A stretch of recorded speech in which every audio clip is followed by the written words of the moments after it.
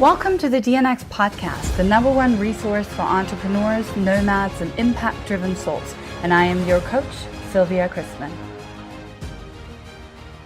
Welcome back, everyone.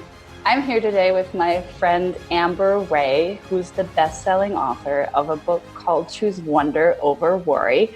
And I'm incredibly excited that she made the time to be here with us today. And I can't wait to ask her a million questions about the book and her wisdom. So welcome. Thank you so much for being here.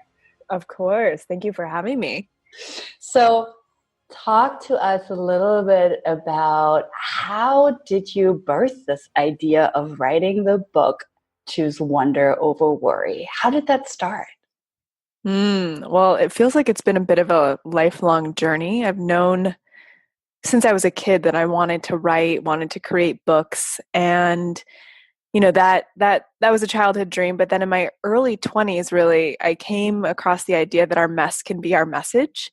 And I really feel like this book came more from that place. And I was in my mid-20s and I was doubting my potential and thinking I was a fraud and not feeling good enough. And I just had a host of all of these stories inside my head that were stifling me and paralyzing my potential.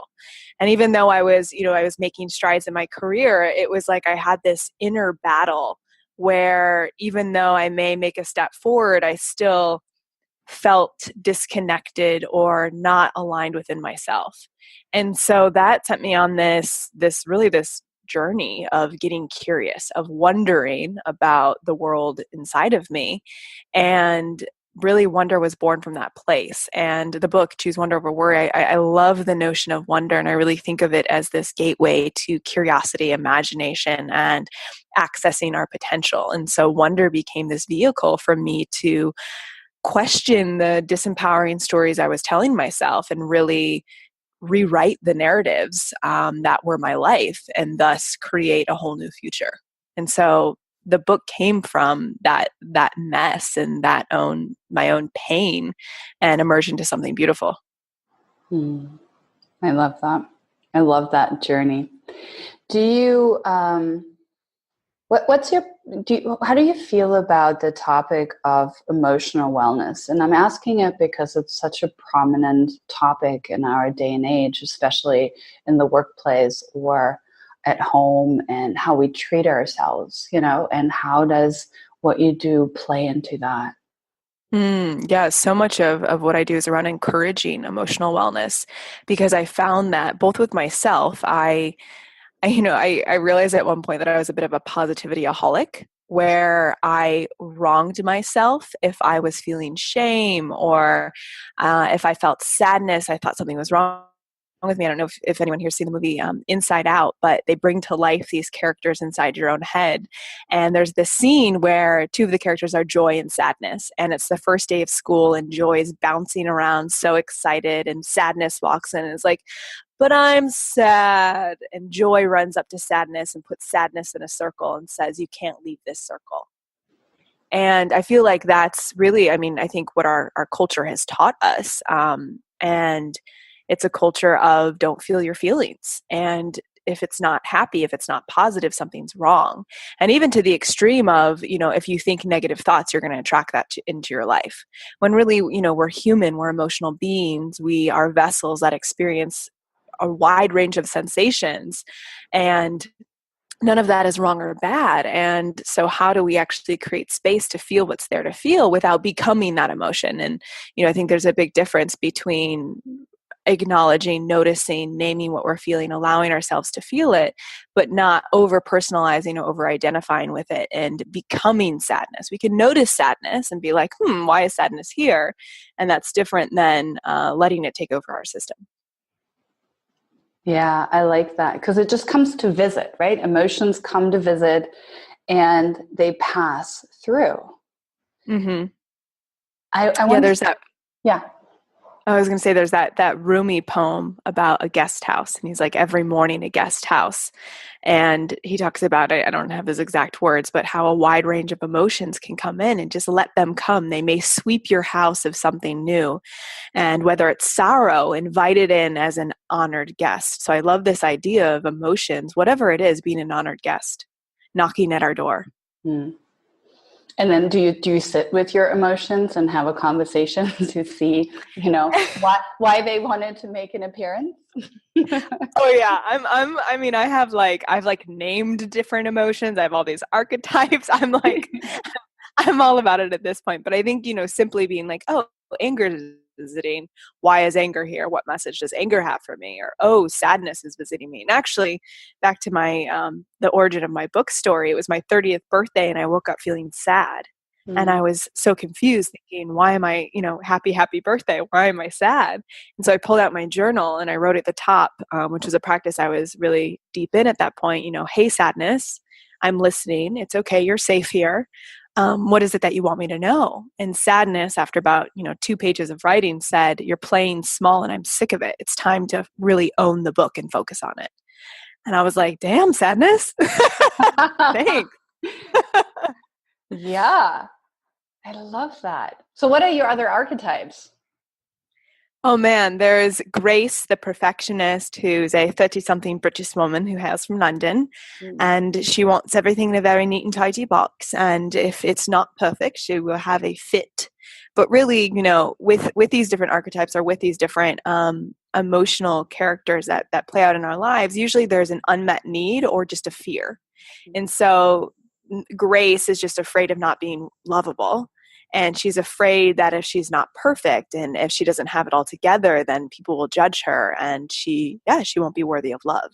And so once I identify, my grandma's also British. So I feel like my Grace, my perfectionist may have sort of come from that side. But once I've identified, what her name is, what she sounds like, what she looks like, what her fears and needs are, I can really separate myself as like the person who creates things from these different visitors, so that I can be like, hey, Grace, I see you're a little freaked out that I'm writing a really honest story, because if I'm honest, people might judge that and that's scary for you, but we're all good here. And so that's where like the negotiations can happen, the boundaries can happen, like, hey, I get you're nervous, but I need to do this. So I need you to take a step back. So just like we set boundaries with other people, we can learn to set them with our own inner selves. Mm. So I can name my own archetypes? Yeah. Ooh. Yeah, let's do it right now. Yeah. Okay. Who's been present? Who's been present? Let's see. Who came to visit today? Is frustration an archetype? Yeah, totally. Whatever comes to visit it. So frustration, like what is it? What's the first, when you think of frustration, what's the first name that comes up for you? Sam. Sam. Okay. And what is Sam? It's a dude. It's a dude. I love it. Yeah. What does Sam look and sound like? Angry, Sam likes to be right, and Sam just likes to bang on doors and get attention when he doesn't get what he wants. And so like Sam just kind of like acts out, and Sam challenges me to stay within my lane. Where there's like, I want to meet Sam with Sam behavior, and the adult version of me meets it with, calming Sam down yeah. in his temper tantrums, And so I totally. see Sam, and what's frustrating about Sam is that I see Sam in other people, and then I want to be Sam too. And the adult version of me, doesn't allow herself to, like, it's a boundary issue, the adult version of me doesn't want to respond to Sam like Sam, because I don't need to.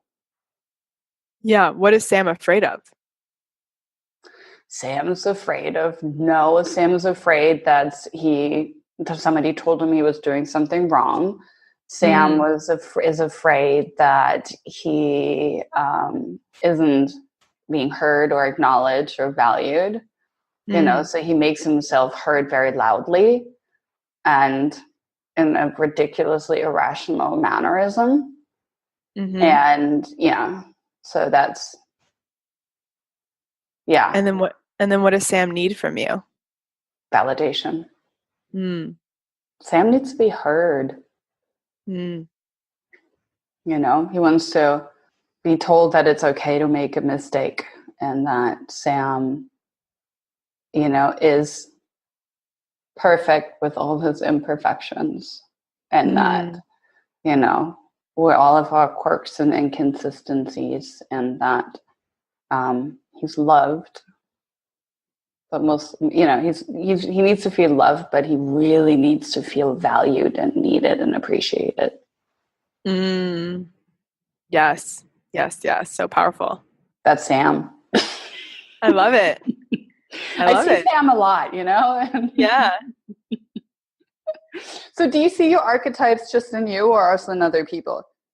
Oh, totally in other people. And if I get triggered by someone, it's because I'm still triggered by that archetype inside of me. And, it's like a practice of self-compassion and acceptance. And what I loved about what you just shared about Sam was that, like he needs love and attention and compassion too. And so when our characters act out, it's almost like they're these inner children that are like throwing a tantrum because they want our attention.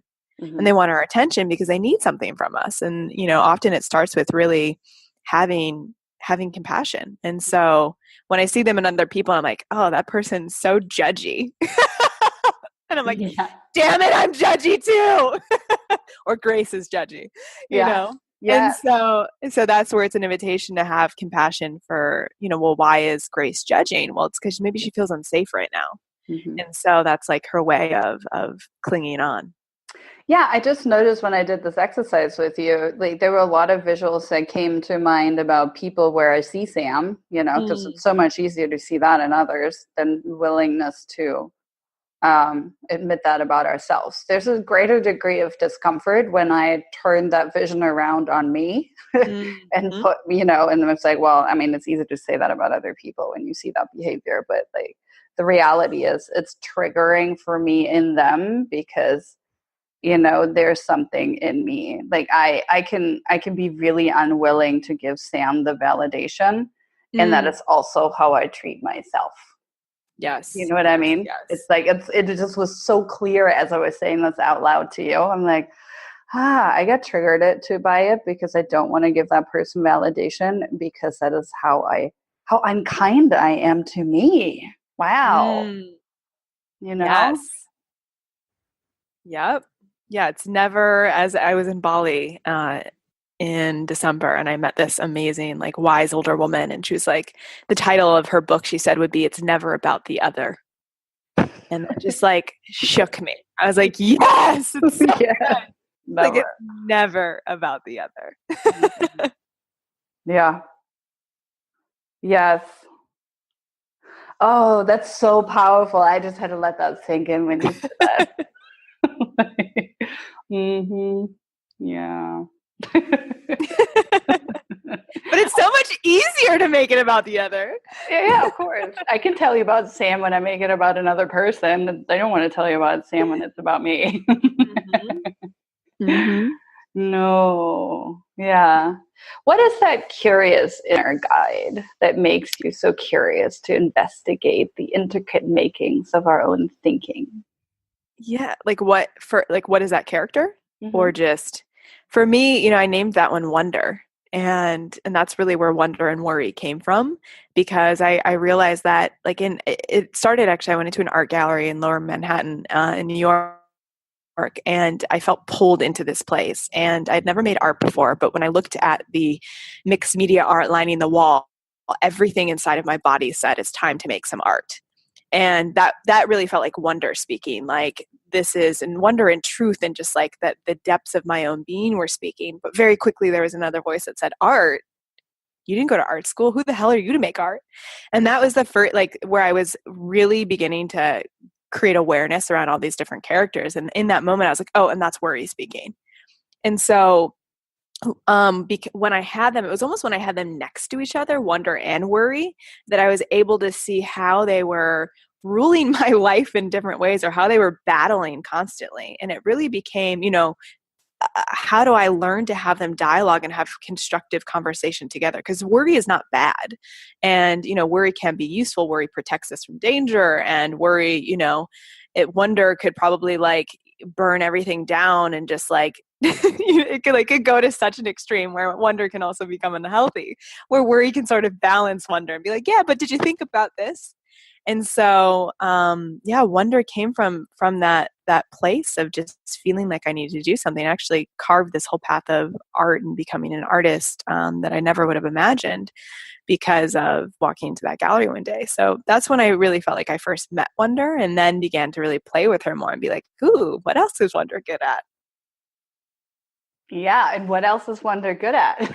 Wonder, she's amazing for, like, that's an example of I was out in the world, but I think Wonder is so good at, again, looking at these stories. So Wonder is who is even identifying the characters. Wonder is the part of me that spots when I judge someone else or I'm focusing my attention outwardly when really it's an opportunity for me to be like, wait, what is that saying about me? Where is that showing up in my life? So I feel like Wonder's just like, she's like, if I had an inner detective, she's like holding the magnifying glass and being like, can we look at this a little bit closer? Or like, hey, you have this story that like men you love are going to die. Where is that coming from? Like, this is not healthy and this is hurting you. So let's just like, she's gentle too. So she's like, let's just, let me nudge you toward curiosity around this. And so she's like, yeah, she's my favorite sidekick. Yeah, I want to get Wonder. I want to have Wonder on my team. I know. Well, we sidekick to have. Yeah. I feel like we all have a Wonder. Yeah. Yeah. So can we use each other's archetypes and characters? Totally. So like maybe I teach this like archetype work a lot, and someone was like, oh yeah, I'm going to name my Wonder Woman and Worry Woman. So like whatever works for you. Maybe they, for whatever reason, Wonder and Worry have never actually taken on human names like a lot of my other characters. I just really like them as Wonder and Worry. Yes, I like Wonder and Worry. Why do the other ones have human names? Well, it was like Wonder guided me to them having human names. I don't even know. But then I also have like the Goddess, which I was guided through Yoga Nidra. And it was like, I imagined this goddess emerging from my womb, which sounded batshit crazy. But also I was like, this feels really real. And I was like, what's your name? And she was like, I am the Goddess. And I was like, great. Which goddess are you? And she's like, the Goddess. And I was like, okay, you're the Goddess. So I don't really know where the names come from, but I sort of go with whatever happens first. Yeah, I agree. I mean, there's some names to show up, Yeah. I think we talked about this earlier. They're just like names and facts and things that show up, and so they are. That's my conviction about many things.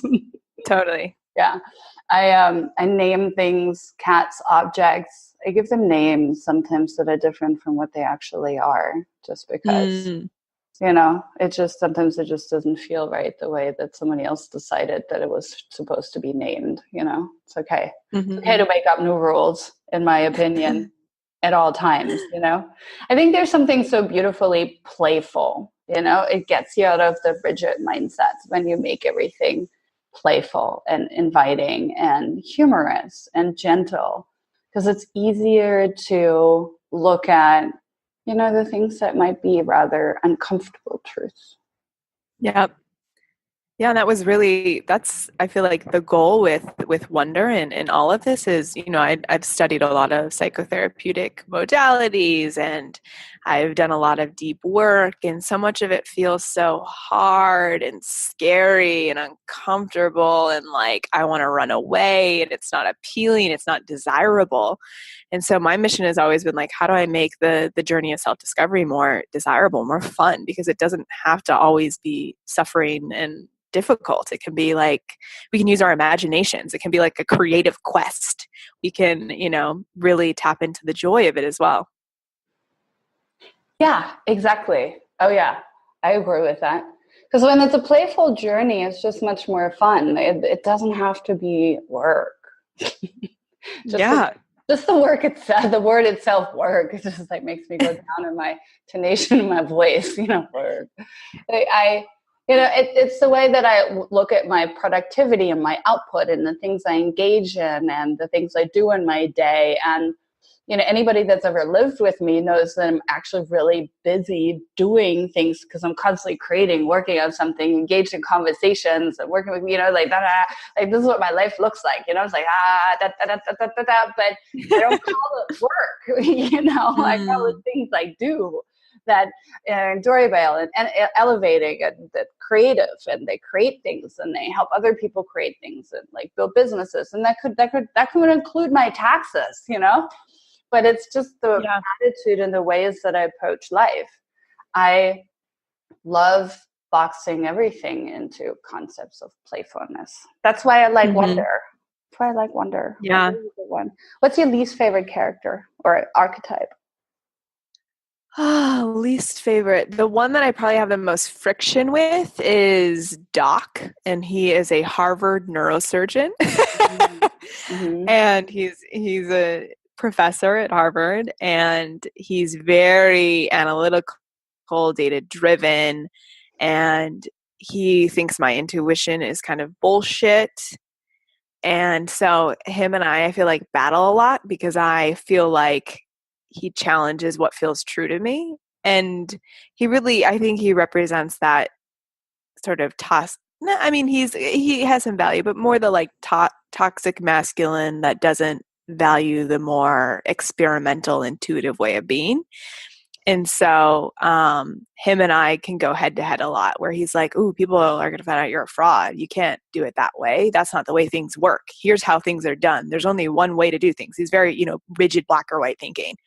Although occasionally, and he just wants, similar to Sam, he wants to be valued and known that he's like worthy. He's very academic. And so long as I, sometimes I'll say to him, I'll actually ask him for input. Like, so say I'm doing this like study, how would you pursue it? And he's like, oh, well, maybe you should talk to this person. And he actually can be helpful there. But I've had to also just check him and be like, listen, like I get your way of doing things, but that doesn't work for me. And I'm going to agree to disagree. And then he loosens his grip. But he feels like a little bit of internalized patriarchy. Sounds like Sam to me. Exactly. So yeah, interesting. Yeah, and then he loses his grip, huh? So long as I'm like, great, and no, thanks, but no thanks. We're gonna try things different, and he'll be like, okay, give it a try. And then I'm like, see, but then there's the like, I don't know which character this is, but that one's like shove it in Doc's face when I feel like I come to a better conclusion than he would have. Right. Like yields higher returns, that would be my conversation with Doc. I'm like, look, yields higher returns, creativity, playfulness, and fun yields higher returns. Totally. And then you circle it back around to the analytical side, like yields results right there. Yes, totally using that language. So what's next for you? What's next? Oh man, I'm working on a number of things, working on a book 2, actually, working on a journal, working on a different, like an intentional product line of sorts, and then a lot more content. So video and audio and all the things. Basically, how do I get this message out there further? How do I continue to support people on their journeys? So I'm working on a series of things around that. Beautiful. And getting married. I'm getting married in May. I'm so excited. Oh, yay. That's so excited. That's happening in May. Congratulations. Thank you. Yeah, in Morocco, actually. Ooh, beautiful. Where in Morocco? It's about 45 minutes outside of Marrakesh at the base of the Atlas Mountains. We came across this property in 2016 when we were traveling, and it just spoke so deeply to us. And we knew that we actually gave silent vows to each other while there. It was like this amazing just moment of connection. And we thought, if we decide to do the real wedding, it's got to be here. And it all came together. Oh, that's so beautiful. Congratulations. Now, this was a rather long engagement, wasn't it? It was. So we met through a mutual friend who said we were soulmates in business. And so he was living in San Francisco at the time. So I flew there because I wanted to rent this property that he was involved with for something I was doing. And I was supposed to be there for 2 days, and he says, yeah, but you got to meet this person and we have this event happening. So extend your trip for like 11 days. So I stay for 11 days. And by day 7, we decide that we're not soulmates in business, we're soulmates in life. And we just sort of dropped that title. And then, I mean, we moved in together after 2 months. We were engaged within 6 months, which was shocking and surprising to me because on our first date, he was like, I don't know how I feel about marriage. And it was never like, I was never the girl fantasizing about her wedding one day. So I was just kind of like, okay, we'll figure it out. But so when he proposed in 6 months, I was like, what? And I was like, yes, but we're also going to keep dating now. So yeah, we then were engaged for 6 years. So our actually, when we get married, I think it's like the 7-year almost exact anniversary of him proposing. We took our time. Yeah, I mean, what's the rush, That's amazing. I love it. Congratulations. And thank you so much for making the time to be here today. We're going to make sure we'll put all the links to your book and your website and, all the ways to find you in the time and space and the ethos below this podcast. And thank you so much for making the time. We really appreciate that you are here and sharing your wisdom. Of course. Thank you for having me.